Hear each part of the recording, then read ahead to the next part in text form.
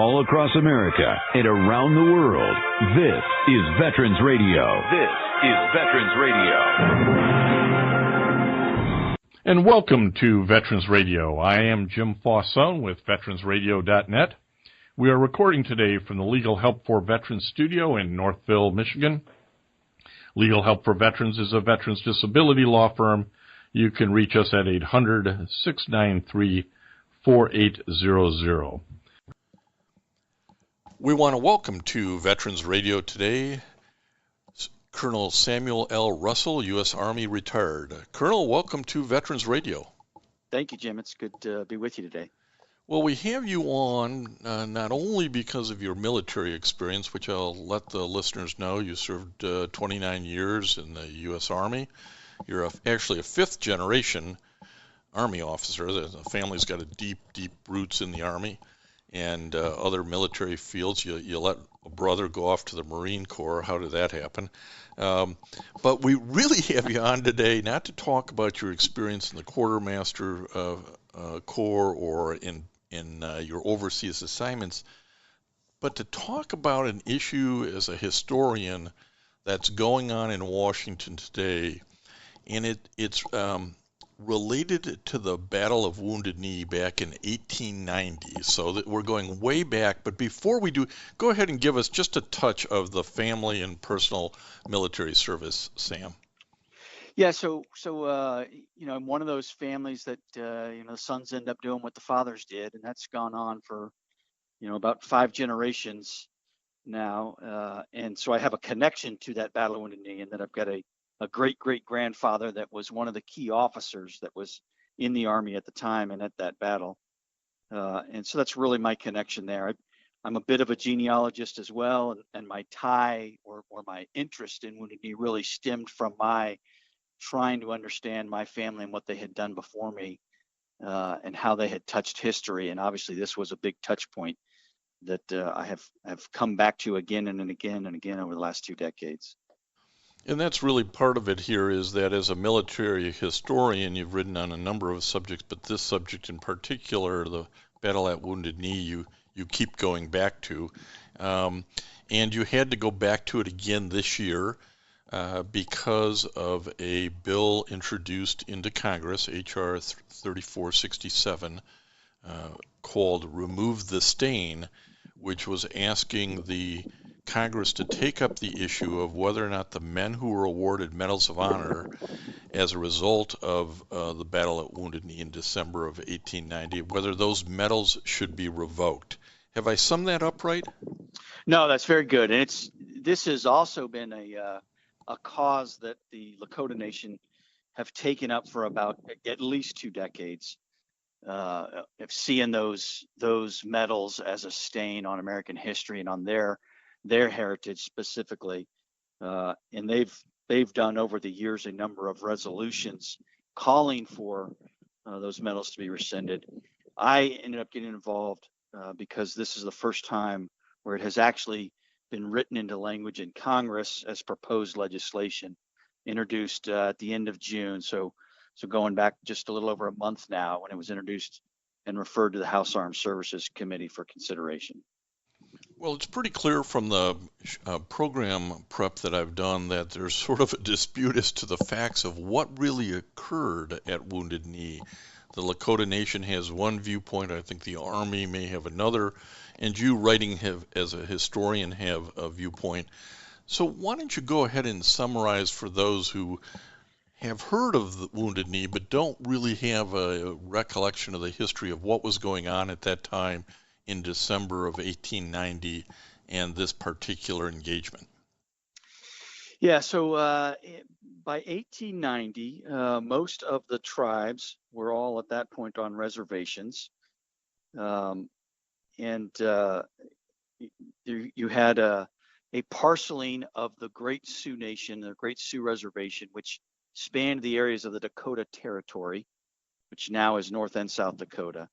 In about 1889, there was work to a land act to try to parcel that up, reduce the lands, and they did by, I think 50 million acres or something like that ended up being freed up in a treaty that was signed by a number of tribesmen in 1889 that was put into effect in February of 1890.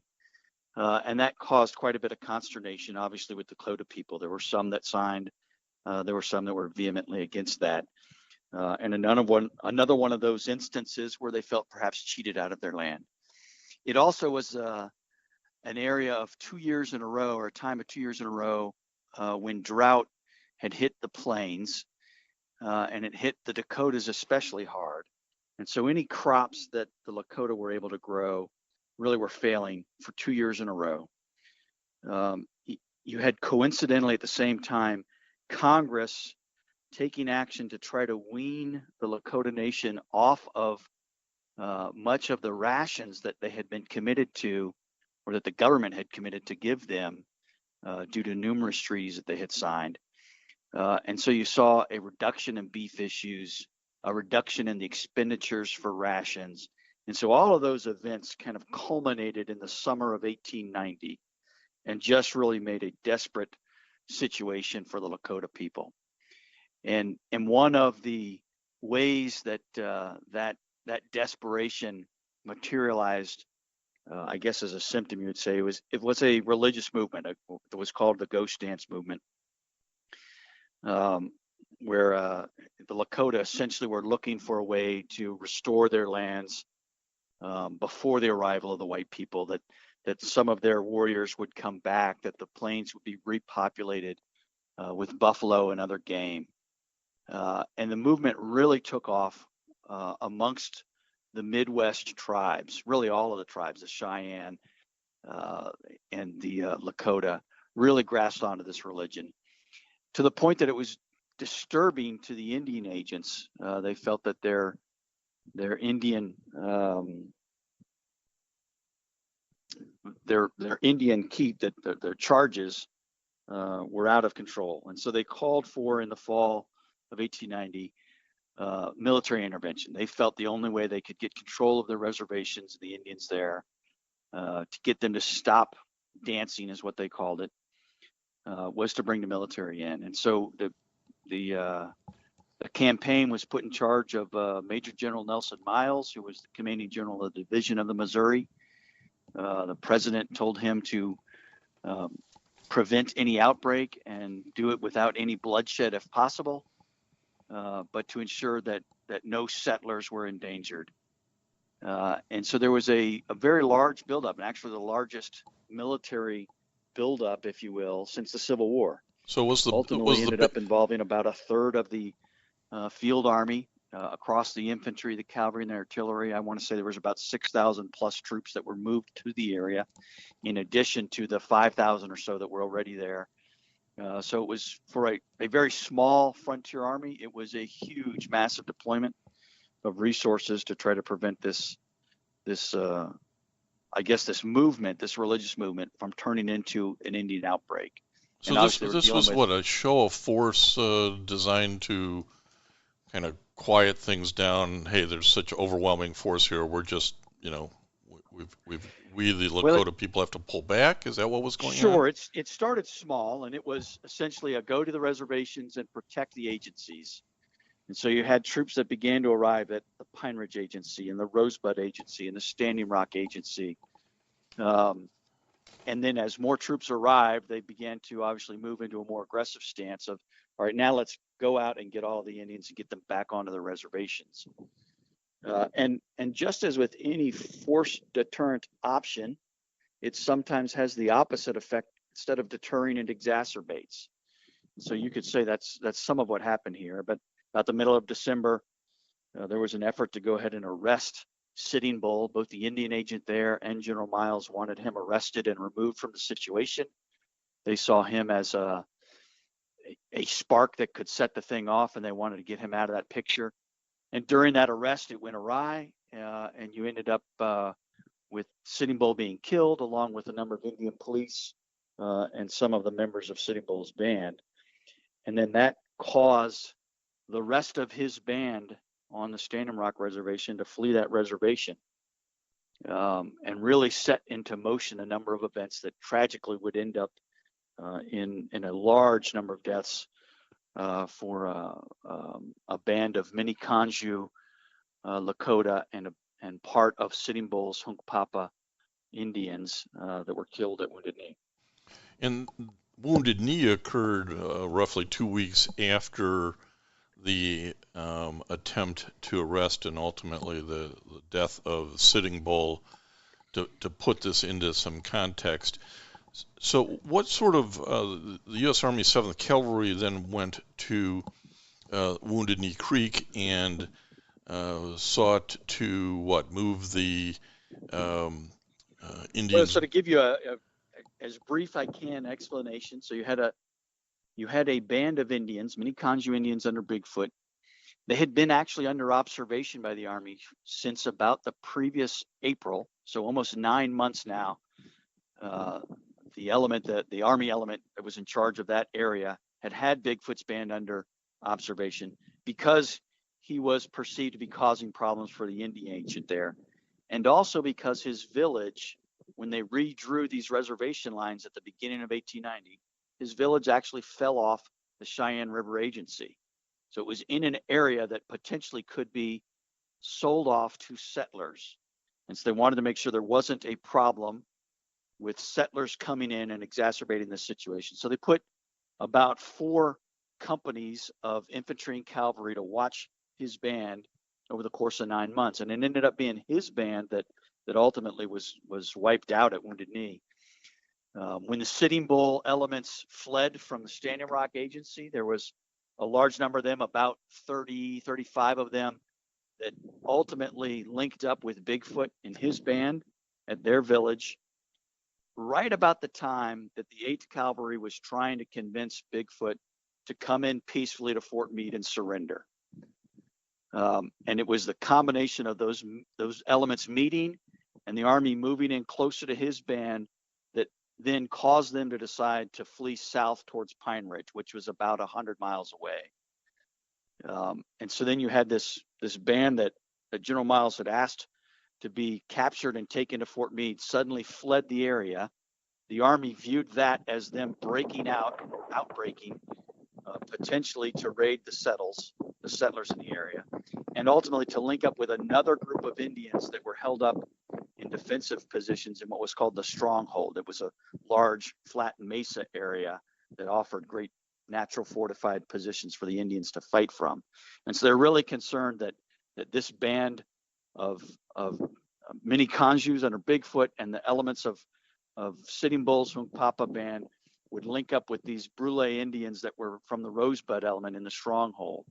And they wanted to prevent that. So they had a number of cavalry elements.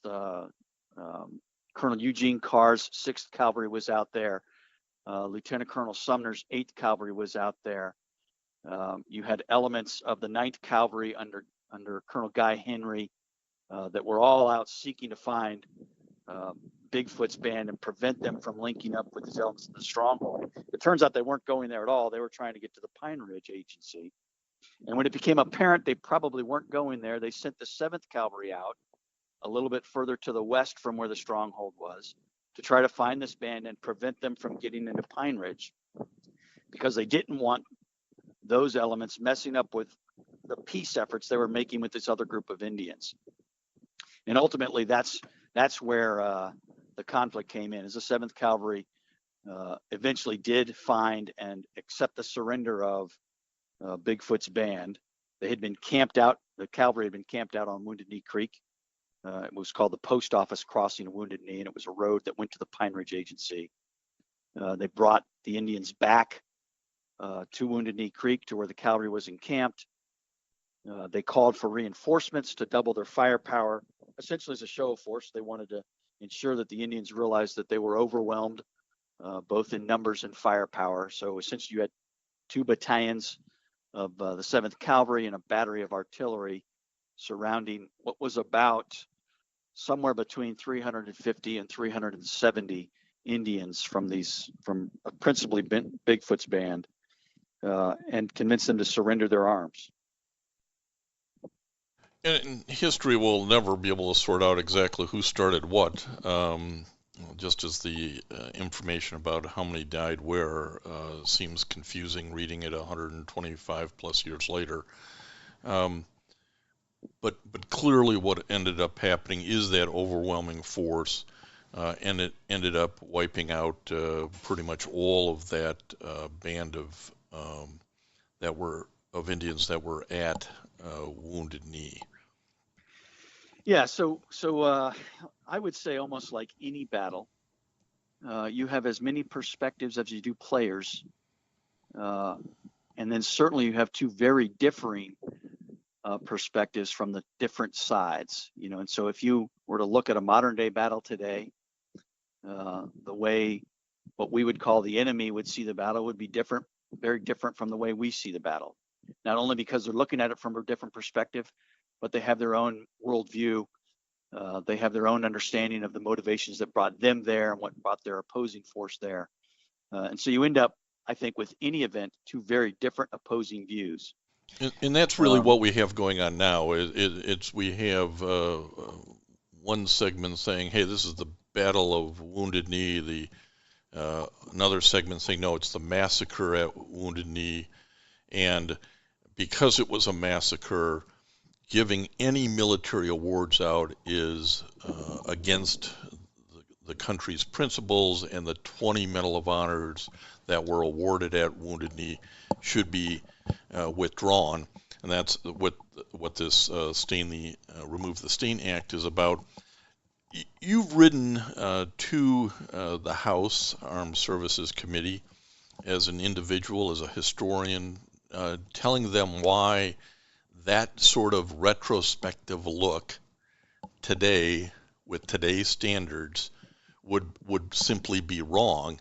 And here on Veteran Radio, we have Colonel Russell spoken a number of times with folks about the Medal of Honor and how the criteria for the Medal of Honor has changed over time, and that today's modern Medal of Honor is nothing like what it was during the Civil War, the Indian Wars, prior to, say, World War I or World War II. So talk to us a little bit about that retrospective look and why you think it's inappropriate for Congress to take on this action, although it's being implored to do so by many of the Lakota Nation supporters. Sure. So let me first say, Wounded Knee was unique in the Indian Wars in that the commanding general was extremely upset with the result. He did not like specifically the number of U.S. casualties under the conditions. So you ended up with, I think, by about the second or third day, you had 25 that died. Ultimately, you had about 5 more that died of wounds. I think it was 30 in all that could be related to having been killed there. That's soldiers. That was a high number, and General Miles was not happy with that. So he initiated an investigation within days of Wounded Knee occurring, and it was investigated, essentially gaining testimony from just about every officer who was on the battlefield. And that's very unique, to go back and find sworn statements within days of the battle from the officers who participated. And so what you have is an extremely detailed view of what the Army, at least the soldiers who fought there, believed happened at Wounded Knee. And you don't get that in just about any other Indian perspective. You have people trying to piece it together months after, once the campaigns are over. And often it's newspaper reports or it's letters. It's not sworn testimony. And so what you have is a very detailed record taken within a week or two of the battle.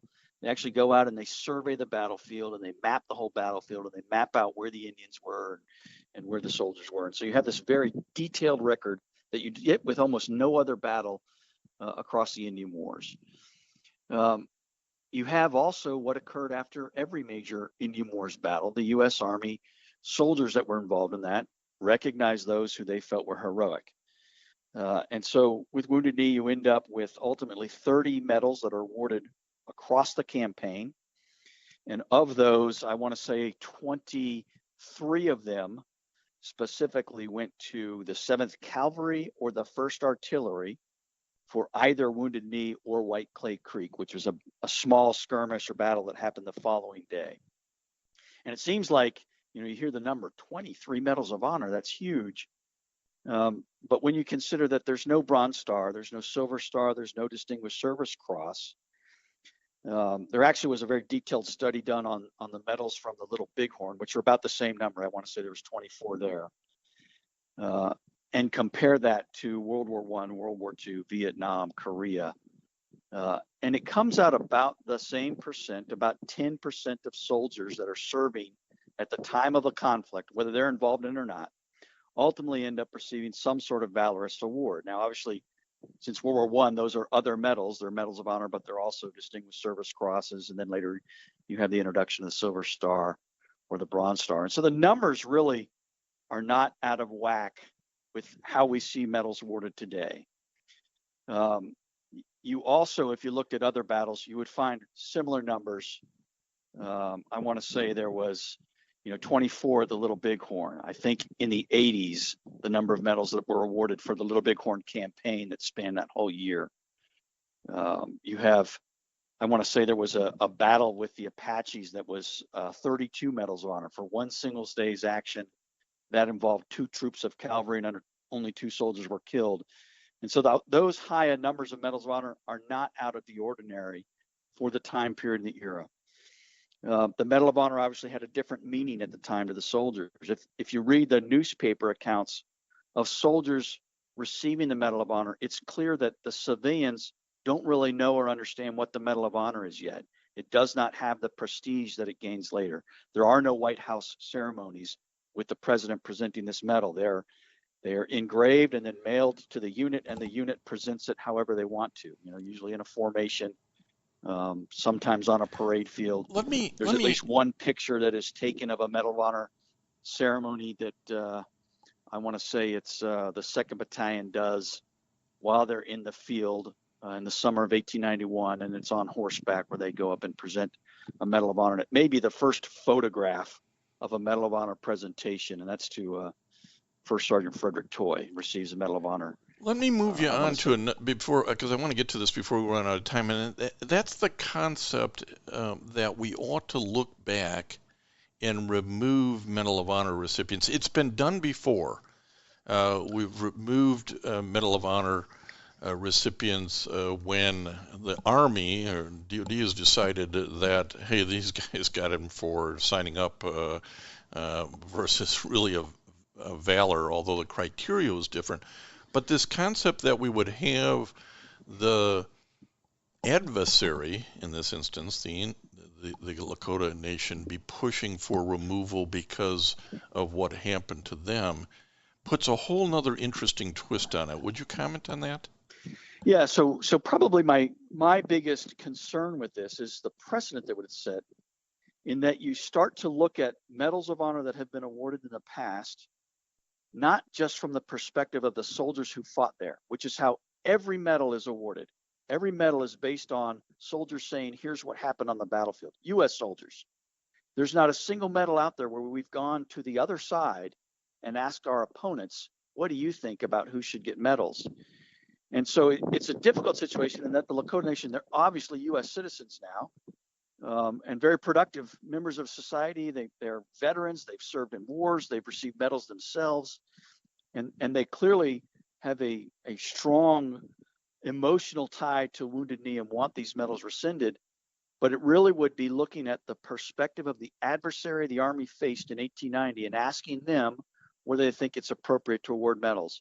And that's, I think, a very slippery slope, a very steep slippery slope, that once you've done that, you then open up to any faction in future generations to question any medal that's ever been awarded. So if you have a faction of a Muslim community in the United States who disagrees with the reason we fought in Iraq, they then start lobbying to rescind medals from Iraq. Apply that to Afghanistan. If we went to the descendants of survivors of the city of Dresden and asked them whether the valorous awards that the Army Air Corps pilots received when we firebombed that city, obviously that would be a very different perspective. And so to me, that's the concern in this case, is that we really start to look at battles from our adversaries' perspective and then start questioning whether medals should be awarded or not. That's a pretty slippery slope. Well, and that's exactly why we asked Colonel Samuel Russell, retired from the U.S. Army and historian who has focused for over 2 decades on the Battle of Wounded Knee, to talk to us, is because of that issue, that where it goes into the future. Sam, can you tell folks how they might be able to read your submittal to the House Armed Services Committee and how they might be able to keep an eye on what's going on this issue? Sure. So I've had a blog website, if you will, for about 6 years now. It's called army@woundedknee.com, where I go out and present the perspective, usually primary sources, letters, diaries, sworn testimony, reports, etc., on what the Army's actions were at Wounded Knee, what brought them to Wounded Knee, and what the soldiers say happened out there. And when I wrote the House Armed Services Committee now about 3 weeks ago, I took a copy of that letter and posted that. So that's currently my most recent post. So if you went to just army@woundedknee.com, that's the first thing that would come up, setting the record straight regarding HR 3467 and Remove the Stain Act. And it's to be honest, one of the lengthier posts. It ended up being about 53 pages, the letter in length of analysis, because what I did was go into the actual Medals of Honor, the 23 that were awarded, and I went into the National Archives and I found the letters that the company commanders wrote recommending their soldiers. So where you may see a citation on the, if you looked up one of the Medal of Honor recipients, it will say for bravery, but obviously the commander wrote a lot more than that. And so you start to get a more detailed understanding of what those soldiers did at that battle. And then I also talk about some of the actions that were taken in 1916 and 1917 when Congress asked the War Department to relook its Medals of Honor. It gives a little bit of the precedent set there and some of the thoughts from that board and the results they came out with. It's really well written and it's really well researched, and that's why we asked you to come on and talk about it a little bit, Sam. We appreciate the level of interest that you have in this and the passion you've put on it. I encourage everybody to go and take a look at this, and when you do, then you probably ought to talk to your U.S. Congressman about your thoughts on this particular proposed bill and whether or not, as the Colonel says, it's historically deficient, and make up your own mind and have those kind of discussions. We're glad to be this thought-provoking on this sort of interesting issue, because it not only looks backward to 1890, but as you say, you make this precedent now, you're going to be revisiting the awards for valor that are given out in Iraq and Afghanistan and Germany and Japan and Vietnam and other conflicts. So it's definitely worth giving some thought to, and we appreciate you taking some time today on Veterans Radio to give us your perspective. Absolutely. I appreciate the opportunity, Jim.